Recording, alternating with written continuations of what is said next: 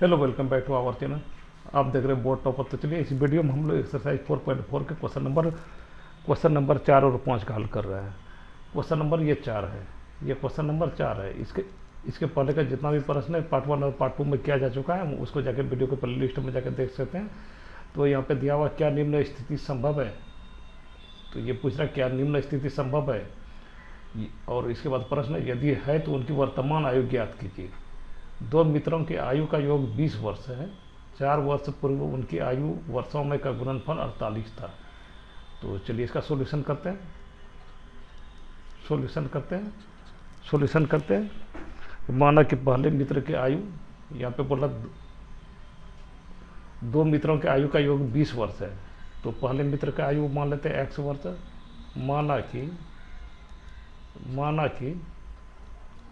माना कि पहले मित्र का आयु x वर्ष है। पहले मित्र का आयु बराबर x वर्ष है, बराबर x वर्ष है। तो दूसरे मित्र का आयु हो जाएगा 20 माइनस एक्स। तो दूसरे मित्र की आयु हो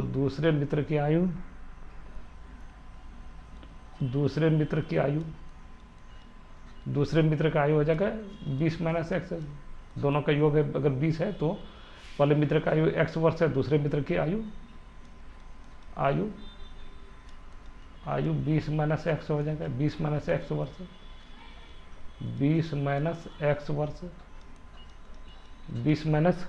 वर्ष। अब ये बोल रहा है 4 वर्ष पूर्व उनके आयु का गुणनफल 48 था। तो 4 वर्ष पूर्व पहले मित्र की आयु हो जाएगा x माइनस 4।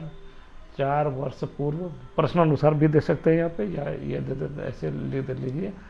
4 वर्ष पूर्व पहले मित्र का आयु, 4 वर्ष पूर्व पहले मित्र का आयु 4 वर्ष पूर्व पहले मित्र का आयु, 4 वर्ष पहले मित्र का आयु, पहले मित्र का वर्तमान आयु x वर्ष है। तो 4 वर्ष पहले तो x माइनस 4 वर्ष हो जाएगा, x माइनस 4 वर्ष। और 4 वर्ष पूर्व दूसरे मित्र का आयु, तो 4 वर्ष पूर्व दूसरे मित्र का आयु, 4 वर्ष पूर्व दूसरे मित्र का आयु, दूसरे मित्र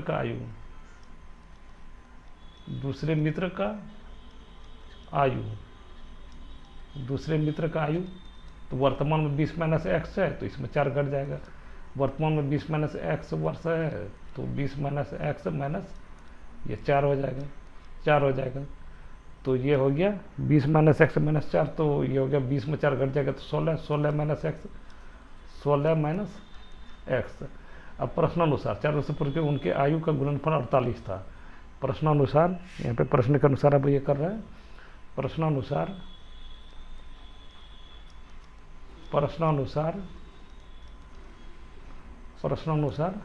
दोनों का 4 वर्ष पूर्व का आयु का गुणनफल बराबर 48 था। दोनों मित्र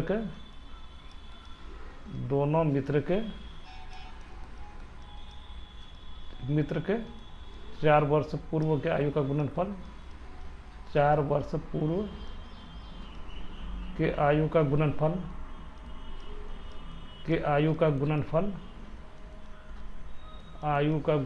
बराबर 48।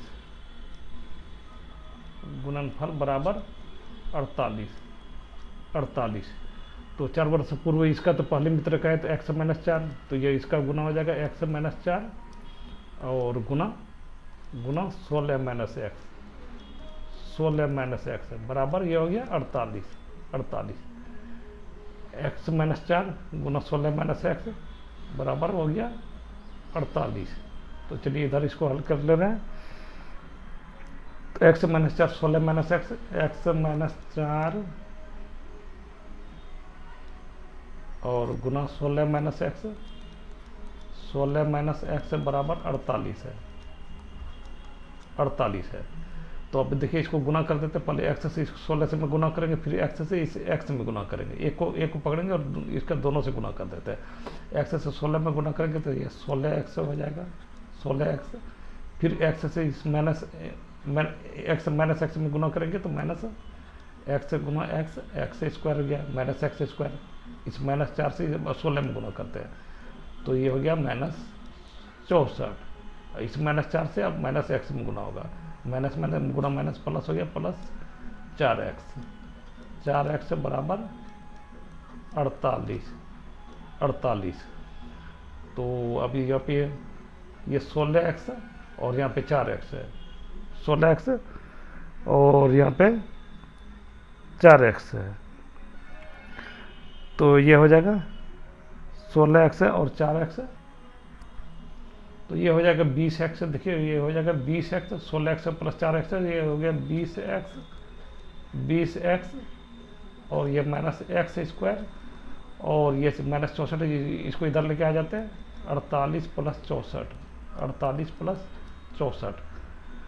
प्लस 64 देख लीजिए कितना होता है 48 प्लस 64, 8 4 12 हो गया, 1 1 4 5 6 11, 112 हो गया, 112 हो गया।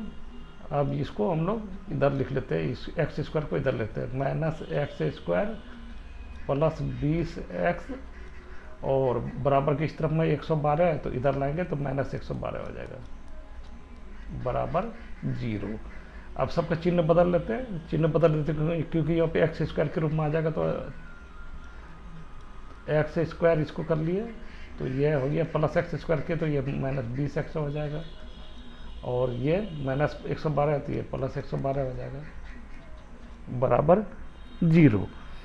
तो अब यहाँ पे d का मान निकाल लेते हैं, d बराबर हो जाएगा, इसको पहले तुलना कर देते हैं द्विघात समीकरण से, ax square plus bx plus c बराबर 0 के रूप में। तो यहाँ पे देखिए a बराबर हो जाएगा 1 और b बराबर हो जाएगा -20 और c बराबर हो जाएगा 112। तो d का मान निकाल लेते हैं, d बराबर हो जाएगा b स्क्वायर माइनस 4ac। तो b के जगह देखिए -20 है, तो बराबर -20 का स्क्वायर हो जाएगा, -20 का स्क्वायर हो जाएगा -4ac, 4 गुना a के जगह 1 है और c के जगह 112 है। तो 20 का माइनस गुना माइनस प्लस हो जाएगा, 20 गुना 20 की जगह तो ये 400 हो जाएगा, तो ये 400 हो गया और ये 4 दूनी 8, 4 का 4 448 हो गया। तो ये -48, ये 0 से छोटा है, तो चलिए आगे कर लेते हैं, इसका हल कर लेते हैं अगले पेज में। d बराबर -48, d बराबर -48 जो कि 0 से छोटा है, -48 का मतलब 0 से छोटा है, अतः मूल वास्तविक नहीं होगा, इसलिए मूल d जब 0 से छोटा हो जाएगा तो मूल वास्तविक नहीं होगा, इसलिए मूल वास्तविक नहीं है, मूल वास्तविक नहीं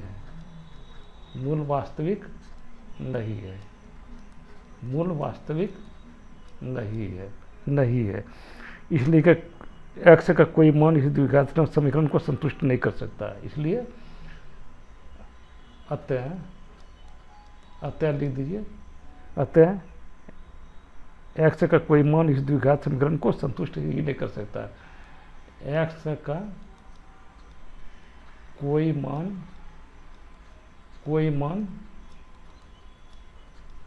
इस द्विघात समीकरण को संतुष्ट नहीं कर सकता है। द्विघात समीकरण को संतुष्ट नहीं कर सकता है, द्विघात समीकरण को संतुष्ट नहीं कर सकता है, संतुष्ट नहीं कर सकता है, नहीं कर सकता है, द्विघात समीकरण को संतुष्ट नहीं कर सकता है। अतः यह स्थिति, इसलिए यह स्थिति से संभव नहीं है, इसलिए यहाँ पे लिख दीजिए, इसलिए यह स्थिति संभव नहीं है। इस तरह का लिखिएगा तो आपको नंबर में किसी प्रकार का कटौती नहीं किया जाएगा, इसलिए यह स्थिति संभव नहीं है, यह स्थिति संभव नहीं है, यह स्थिति संभव नहीं है। तो चलिए अगला प्रश्न और अंतिम प्रश्न है इस चैप्टर का 4.4 का। ये 5वां प्रश्न है, क्वेश्चन नंबर 5 है। तो ये क्वेश्चन नंबर 5 दिया हुआ। क्या परिमाप 80 मीटर तथा क्षेत्रफल 400 मीटर स्क्वायर के एक पार्क को बनाना संभव है? यदि है तो उसकी लंबाई और चौड़ाई ज्ञात कीजिए। तो चलिए इसका हल कर ले रहे हैं। माना कि आयताकार पार्क की लंबाई बराबर x मीटर है। माना कि, तो सॉल्यूशन कर ले रहे हैं। माना कि आयताकार पार्क की लंबाई बराबर आयताकार पार्क की लंबाई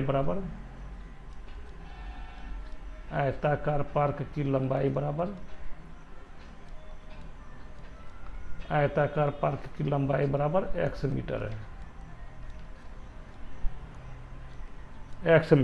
आयताकार पार्क की लंबाई x मीटर है तथा आयताकार पार्क की चौड़ाई कुछ भी मान सकते हैं, तथा आयताकार पार्क की चौड़ाई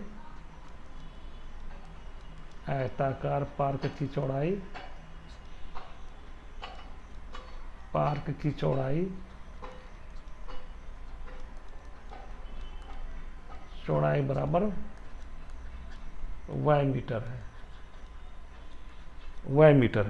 मीटर है। ठीक है।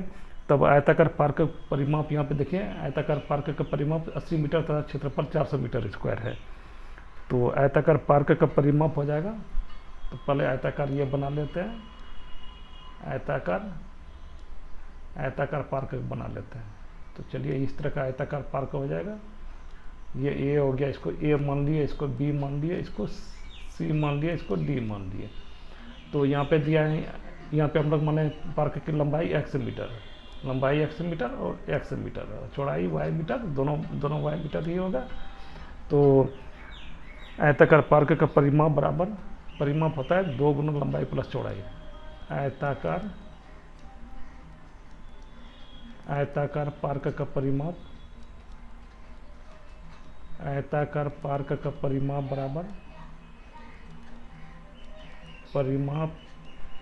बराबर फार्मूला होता है 2 गुना 2 ब्रैकेट बंद लंबाई प्लस चौड़ाई, या 2 गुना लंबाई प्लस 2 गुना चौड़ाई।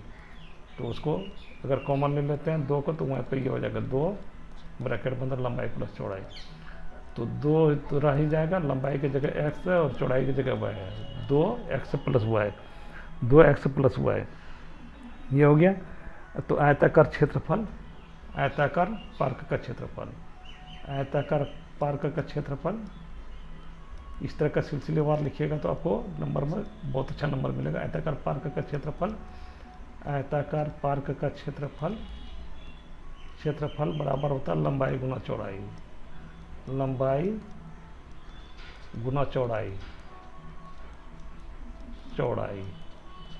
लंबाई बराबर x है, चौड़ाई बराबर y है। तो ये हो गया x y मीटर स्क्वायर हो जाएगा।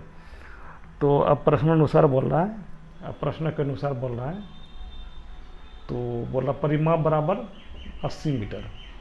तो यहाँ पे 2x प्लस वाई ब्रैकेट बंद ब्रैकेट x प्लस वाई बराबर 80। इसको हम लोग 2x प्लस वाई बराबर 80। तो यहाँ पे देखिए x प्लस वाई बराबर करेंगे तो 80, तो 2 नीचे आ जाएगा, 80/2। तो ये कट जाएगा, तो 40 बार में x प्लस वाई बराबर 40 हो गया। तो चलिए आगे हल कर ले रहे हैं अगले पेज में। x प्लस वाई बराबर हो गया 40। इसको समीकरण हम लोग 1 मान लिए। इसको ये कर देते, नहीं तो इसको ये भी कर सकते, x बराबर 40 माइनस वाई। इसको हम लोग समीकरण 1 मान लेते हैं। और क्षेत्रफल आयताकार पार्क का क्षेत्रफल बराबर, तो क्षेत्रफल बराबर दिया है पार्क का क्षेत्रफल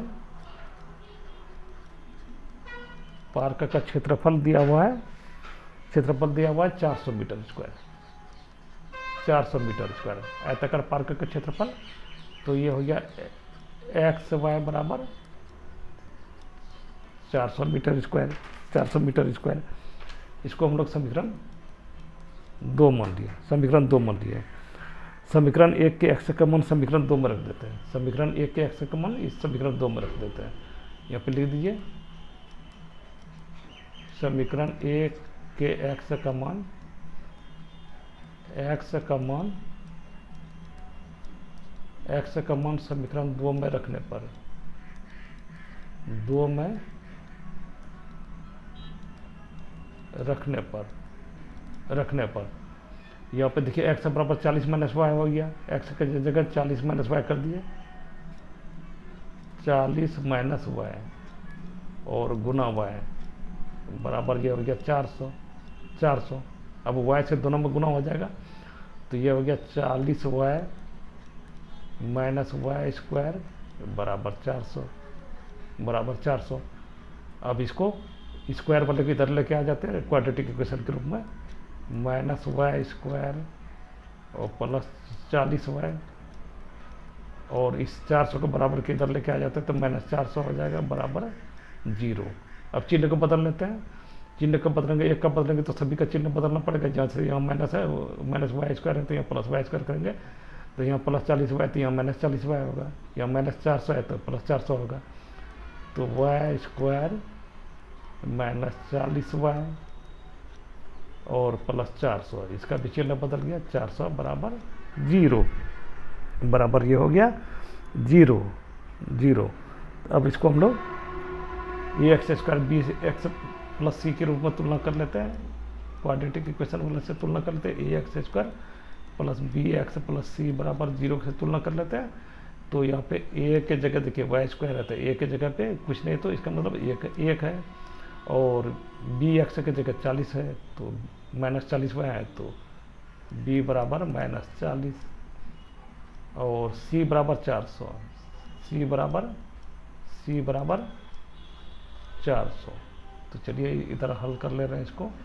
तो पहले डी का मान निकाल लेते हैं, डी बराबर B square minus 4ac, D बराबर डी को विविक्तिकर बोला जाता है हिंदी में, डी बराबर B square minus 4ac, B के जगह के माइनस 40 है तो माइनस 40 का स्क्वायर हो जाएगा, माइनस 40 का स्क्वायर माइनस 4ac, 4 के जगह 4, ए का मान 1 है तो ए का मान 1 रह गया, और सी का मान 400 है तो 400 रह गया। तो माइनस 40 माइनस गुना माइनस प्लस हो जाएगा, 40 का स्क्वायर और 40 गुना 40 1600, 40 का स्क्वायर कीजिएगा तो ये 1600 है। ये 4 से 400 में गुना कीजिएगा, 4 से 16 तो ये 1600 हो गया, 1600 हो गया। इस तरह डी बराबर ये 0 हो गया, 0 डी बराबर 0। अतः इस द्विघात समीकरण का इसलिए डी बराबर जब 0 हो जाता है, डी बराबर जब 0 हो जाता है तो इस द्विघात समीकरण का मूल वास्तविक तथा बराबर होगा, मूल वास्तविक। अतः यहाँ पे लिख दीजिए इस द्विघात समीकरण जब डी बराबर 0 हो जाता है तो उसका द्विघात समीकरण का मूल वास्तविक और बराबर होता है। अतः इस द्विघात समीकरण का, अतः इस द्विघात समीकरण का मूल वास्तविक तथा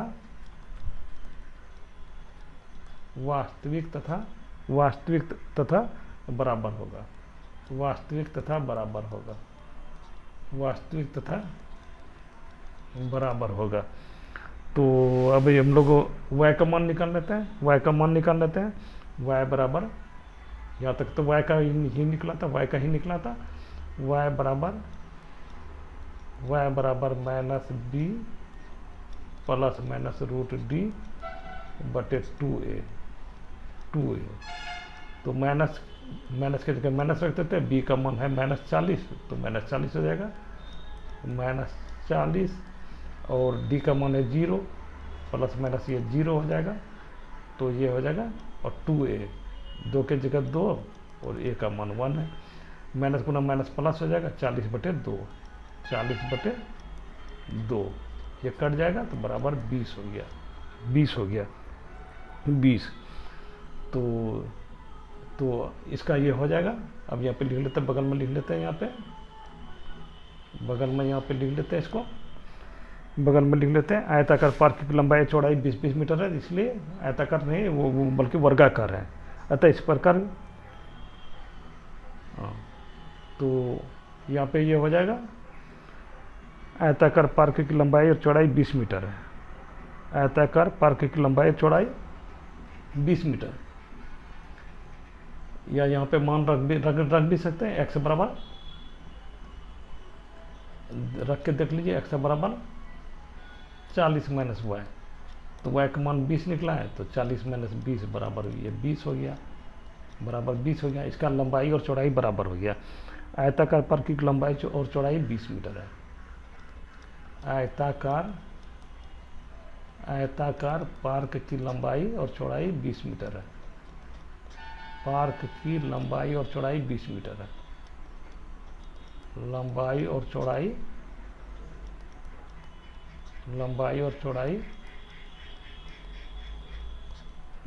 चौड़ाई 20 मीटर है। 20 मीटर है। अतः इस प्रकार का पार्क संभव और वर्गाकार पार्क बनेगा। अतः यह पार्क वर्गाकार बनेगा। पार्क वर्गाकार बनेगा तथा पार्क बनना संभव भी है। बनेगा तथा पार्क बनना संभव है। पार्क बनना संभव है। इस तरह का और वीडियो देखना चाहते हैं तो वीडियो को प्ले लिस्ट बनाओ, वहाँ पर बहुत सारा वीडियो है, लगभग सभी विषय का तैयारी कराया गया और सभी एक्सरसाइज का, गणित का सभी एक्सरसाइज का तैयारी हल किया गया है। वहाँ पे जाकर देख सकते हैं वीडियो को प्ले लिस्ट में, और ऐसे उसमें SST साइंस सभी विषय का तैयारी कराया गया। Thanks for watching. Thank you.